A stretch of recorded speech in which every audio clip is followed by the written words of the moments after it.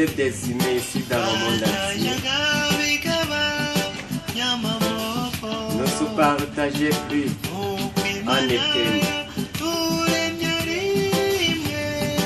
Comme un seul Dieu nous a créés, et nous vivions comme un seul homme. Ce monde entier aurait eu de la chance. Ce monde entier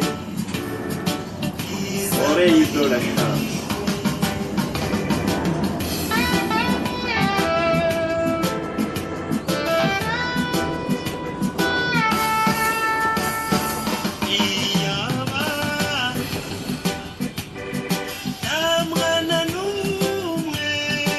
Si aucun enfant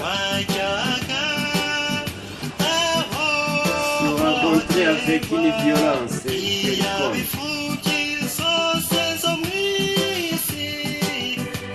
si les hommes forêts du monde avaient le secours,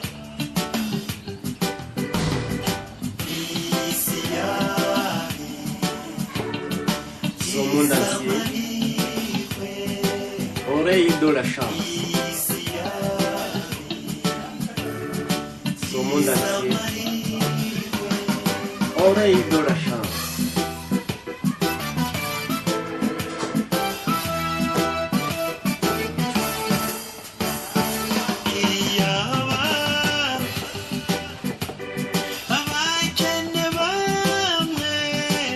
Si les aides pauvres du monde n'avaient de jalousie aux riches, si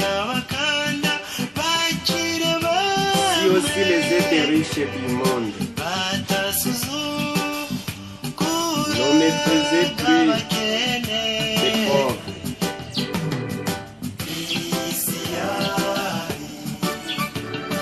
ce monde entier aurait eu de la chance. Ce monde entier aurait eu de la chance. Ce monde entier aurait eu de la chance. C'est l'interprétation de reggae par philosophe Isaac.